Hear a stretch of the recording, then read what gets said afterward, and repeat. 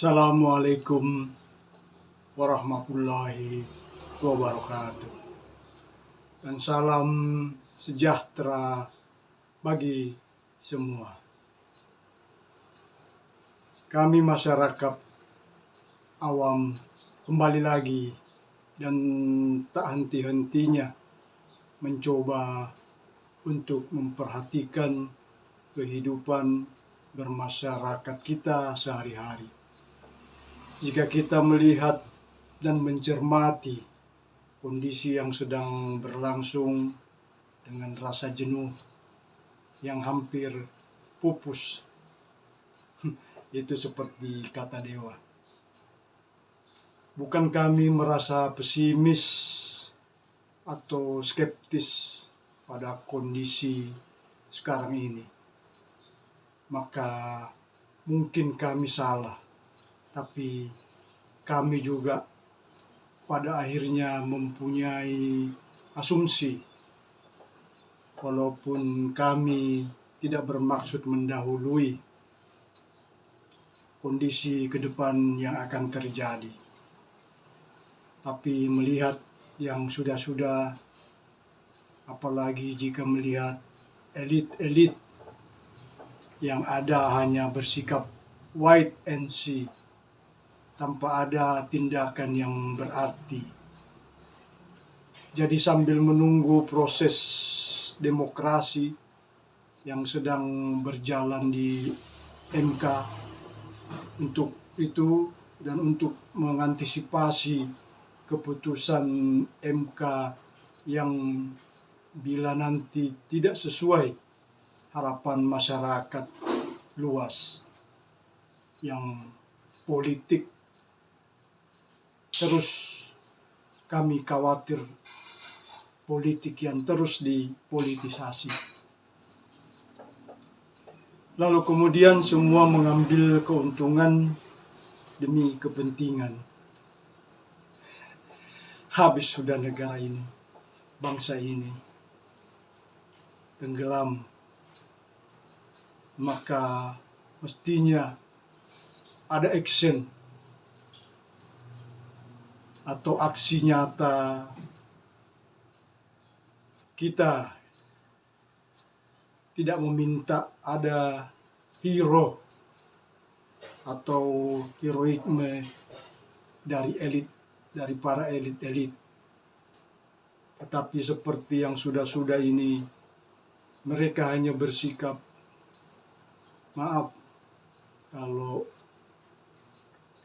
kami agak sedikit ekstrim. Elit-elit hanya menjilat hingga moralitas yang telah terpinggirkan, tanpa integritas, demi mempertahankan kekuasaan yang sebenarnya kadang-kadang tidak etis, demi pemenuhan ambisi tanpa rasa bersalah secara bermartabat, atau tidak bersikap sebagaimana mestinya. Elit-elit yang mengambil langkah-langkah atau yang mempunyai aura kenegaraan, kenegawan sejati, sangat sulit sudah dijumpai. Yang pasti tentunya jika ada, akan tercatat pada tinta emas sejarah bangsa ini. Ya, jika memang itu ada. Bangsa ini adalah bangsa yang besar. Saya ulangi, bangsa ini adalah bangsa yang besar. Tapi semoga itu bukan hanya slogan belaka. Untuk itu kita harus berusaha mewujudkan dan menunjukkan bahwa negara kita adalah memang bangsa yang besar. Untuk itu kita berharap kepada para elit-elit, para pemangku jabatan di dalam kekuasaan ataupun di luar kekuasaan atau yang mempunyai akses ke pemerintahan minimal bisa mengarahkan dan mengingatkan, baik itu langsung maupun tidak langsung kepada pemerintah untuk berbuat nyata. Bagaimana merubah kondisi dan etik para pelaku kekuasaan yang selama ini tidak menggambarkan atau tidak menunjukkan kepada masyarakat bahwa kita adalah bangsa yang besar dan bangsa yang bermartabat, bukan bangsa pecundang. Menjadi bangsa yang besar atau bangsa yang saya tidak mau menyebut agak berat bangsa dan nama negara kita, karena beberapa elit bersikap tidak gentle dan bahkan tidak waras untuk memberikan contoh teladan kepada rakyat dan bangsa ini. Kami menuntut dan berharap bermunculan orang-orang yang mempunyai daya juang dengan pikiran-pikiran yang cemerlang demi perubahan dan demi nama baik bangsa kita yang besar ini. Katanya, mari kami menghimbau dari kalangan manapun juga yang mempunyai rasa kepedulian yang tinggi kepada bangsa ini. Semoga bisa menunjukkan kepada generasi yang akan datang atau kepada dunia kalau memang ini bisa, bahwa di dalam pergolakan politik yang terus dipolitisasi, akhirnya muncul orang-orang yang pemuja yang mempunyai ide-ide cemerlang, minimal untuk bangsa ini. Apalagi kalau memang bisa memotivasi gerakan-gerakan ke arah perubahan yang bisa kita jadikan atau menjadi bangsa yang besar ini menjadi betul-betul bangsa yang bermartabat. Memang dibutuhkan semangat juang yang tinggi, karena pemerintah pasti biasanya menanggapi dengan keras terhadap protes dan kritik. Bahkan tak jarang menggunakan kekuatan aparat untuk juga mempropagandakan untuk membungkam suara-suara kritis sampai pada kasus-kasus yang mengkriminalisasikan oknum-oknum yang dianggap perlu untuk dibungkam atau pembungkaman. Dan minimal kalaupun ada, pasti akan mengalami tekanan dan intimidasi. Tetapi kita seharusnya tetap teguh dalam pendirian. Pemerintah yang cenderung korup, kolusi dan nepotisme atau KKN, seperti pada kasus mega korupsi PT Timah yang merugikan negara 271 triliun. Maka ini seringkali menimbulkan kerugian besar bagi bangsa, negara, yang pasti akhirnya berimbas kepada masyarakat luas. Kami ingin mencoba membayang-bayangkan kira-kira dampak negatif dari pemerintahan yang terjerat dalam praktik-praktik KKN secara luas dan terstruktur.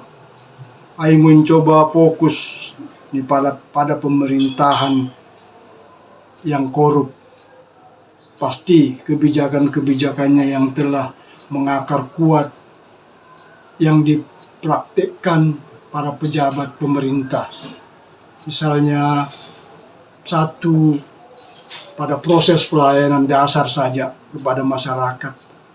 Kenyataannya, daripada melayani kepentingan rakyat secara luas, akan lebih mereka memilih untuk memperkaya diri sendiri dan kelompok mereka sendiri, apalagi sampai merajalela pada pemenuhan hasrat untuk membentuk dinasti kekuasaan. Tentu pada prakteknya juga akan berlangsung, misalnya lagi pada proyek-proyek pembangunan yang akan dipilih berdasarkan keuntungan pribadi, pada kepentingan pribadi daripada kepentingan rakyat atau kepentingan publik, pasti mengarah pada pemborosan dana negara yang besar dan ujung-ujungnya membengkaknya hutang. Maka untuk mengubah tekanan dari masyarakat dan aktivitas harus kita bersama-sama berhasil membuat pemerintah melakukan reformasi, atau apakah harus menunggu inisiatif rakyat dengan people power. Apa ini yang harus berulang? Maka dari itu pemerintah beserta masyarakat harus mengadakan perubahan secara cepat dan masif untuk memperkenalkan dan membuat undang-undang anti korupsi yang lebih ketat, meningkatkan transparansi dan akuntabilitas yang jelas dalam pengelolaan dana publik, dan memperkuat lembaga-lembaga pengawasan. Hal ini pasti akan membawa perubahan positif dalam pemerintahan dan memberikan harapan baru bagi masyarakat. Kalau itu belum terlambat untuk dilakukan.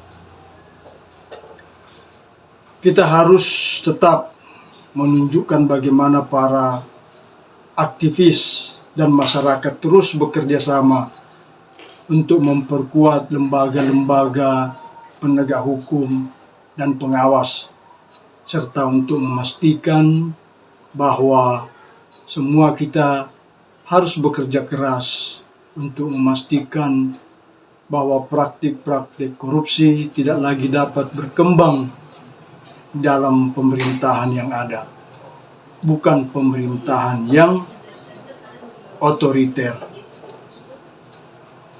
Sementara itu, para pejabat pemerintah yang korup yang terlibat dalam praktik-praktik KKN harus dihadapkan nanti pada proses hukum yang adil dan tegas.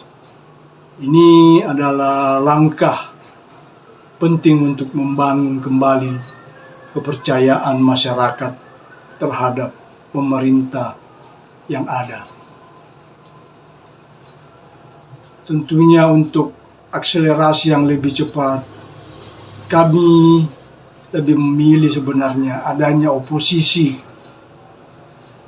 yang lebih kuat dan mandiri, dan tentunya kritis dan dapat memainkan peran penting dalam memastikan tindakan lebih lanjut reformasi yang akan diadakan, agar pemerintah bisa